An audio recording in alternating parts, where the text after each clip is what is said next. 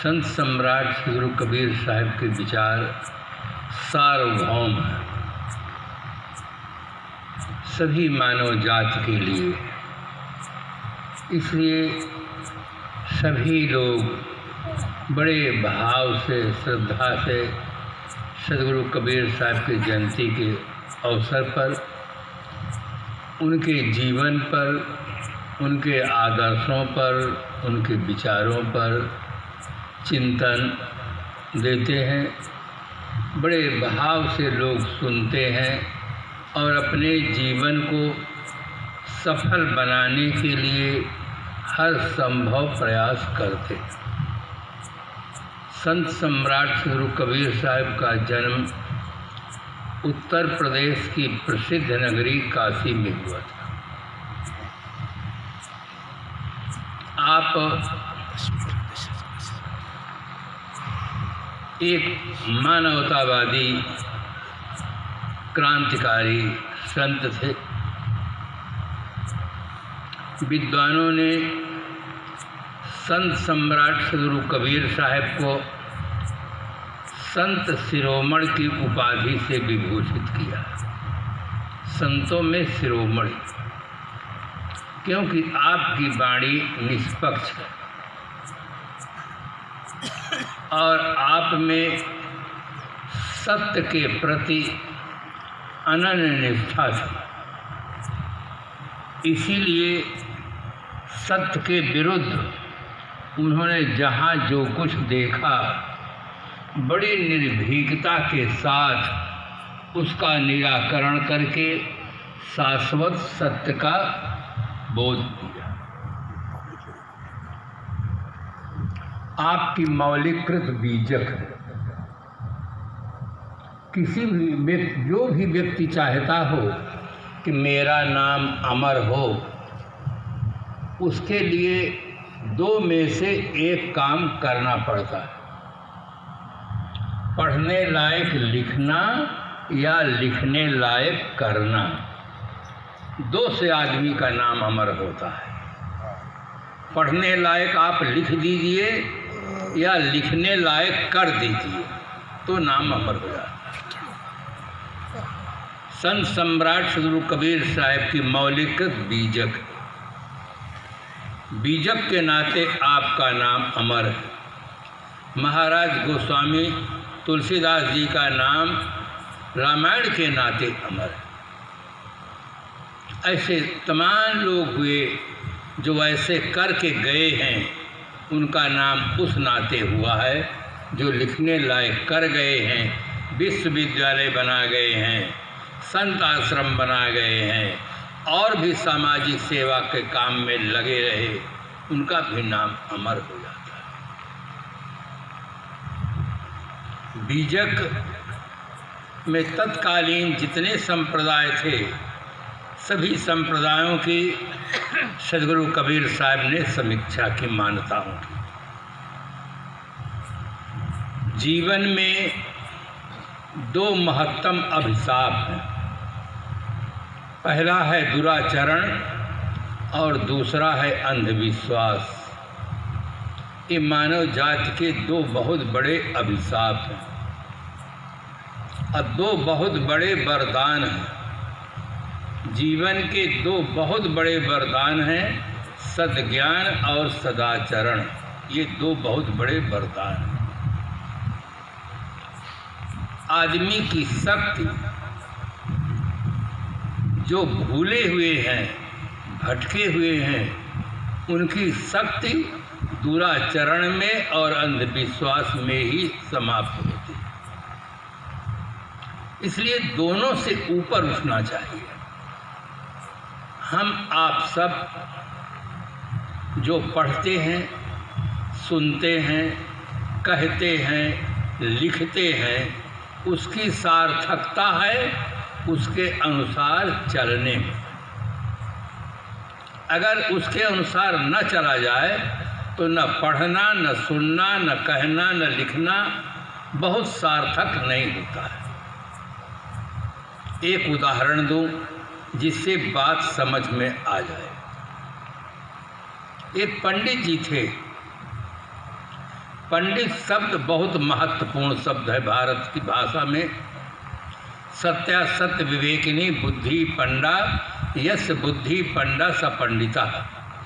सत्य और असत्य विवेचन करने वाली बुद्धि का नाम पंडा है, और वो बुद्धि जिसमें हो उसे पंडित कहते हैं। पंडितों बंध मोक्षवित, बंधन और मोक्ष के ज्ञाता को पंडित कहते हैं। ऐसे पंडित का सदगुरु कबीर साहब ने बहुत आदर दिया है। कहाँ ही कबीर सुनो हो संतो, बूझो पंडित ज्ञानी। जो मेरी बात को जो पंडित होगा, ज्ञानी होगा, वही बूझेगा, वही समझेगा। सामान्य व्यक्ति नहीं समझ सकता है। सामान्य व्यक्ति तो यही मानता है कि बिना बनाए कोई चीज़ नहीं बनती है। चाहे मकान हो, कपड़ा हो, रोटी हो, मशीन हो, सबका कोई न कोई बनाने वाला रहता है। इसी प्रकार से इस संसार का भी बनाने वाला कोई है, और जो संसार का बनाने वाला है उसी को हम ईश्वर कहते हैं, परमात्मा कहते हैं, खुदा कहते हैं, गॉड कहते हैं, भगवान कहते हैं। सामान्य व्यक्ति यही मानता है, किंतु पंडित और ज्ञानी व्यक्ति मेरी बात को समझेंगे। पंडित ज्ञानी के पास बुद्धि होती है, जो बनाने वाला होता है वो साकार होता है, एक देशी होता है, और एक दिन उसका जीवन भी पूरा हो जाता है।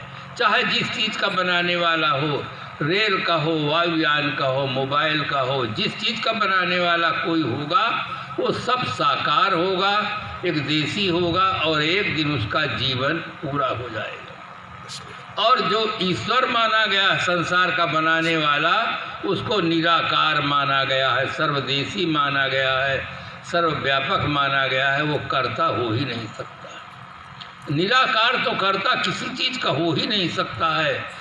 बर्तन साकार, चावल साकार, पानी साकार, लकड़ी साकार, और बनाने वाला निराकार। न भात दाल सब्जी दूध कुछ नहीं बनेगा।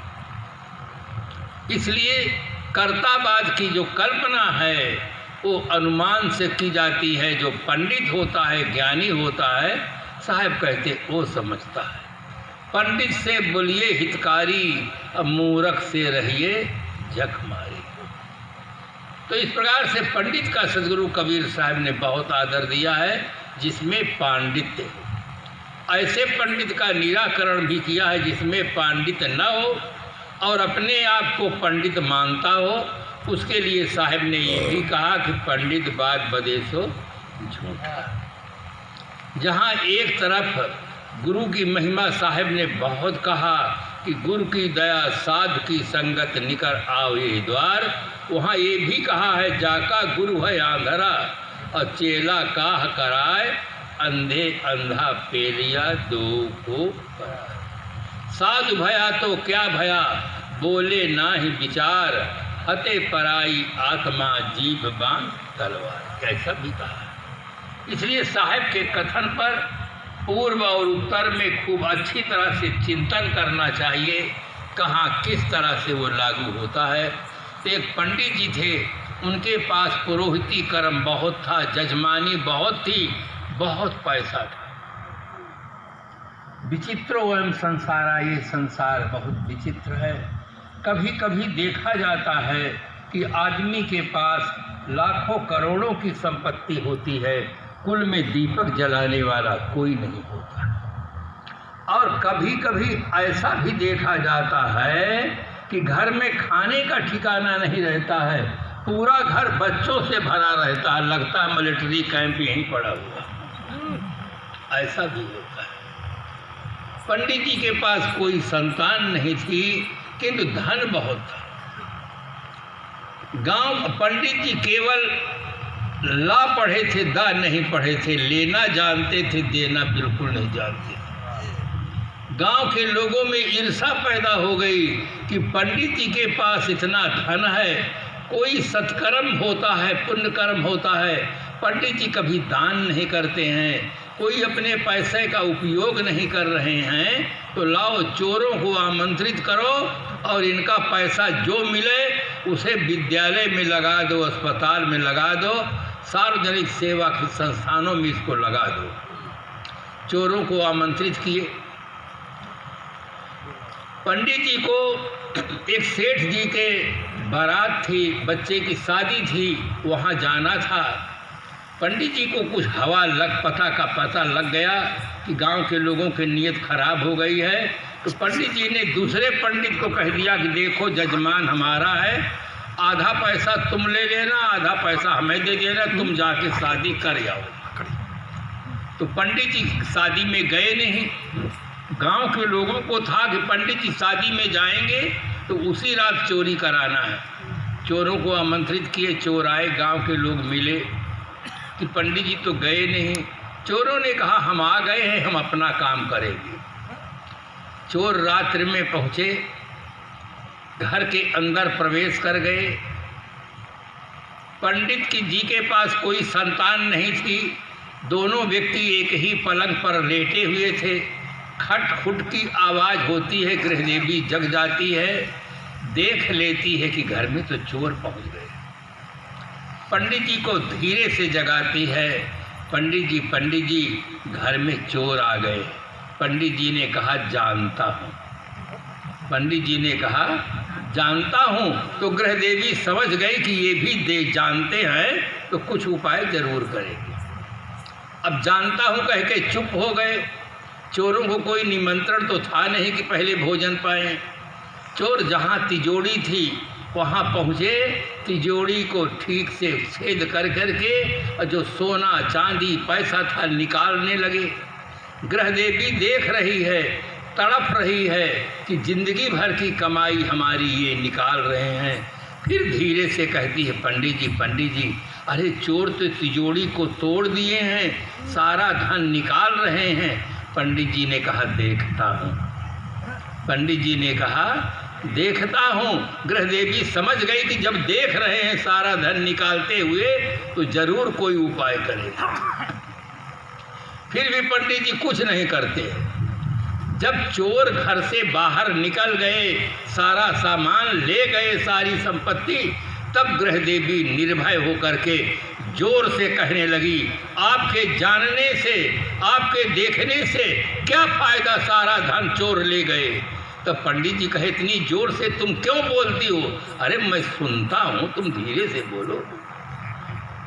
तो पंडित जी जाने भी, देखे भी, सुने भी और किए कुछ नहीं, तो सारा धन उनका चला गया। इसी प्रकार से हम और आप किताबों में जो लिखा है उसको देखते भी हैं, संत कहते हैं उसको सुनते भी हैं, पढ़ करके जानते भी हैं। अगर जीवन में उतारेंगे नहीं तो जो दशा पंडित जी की हुई है वही दशा हो जाए।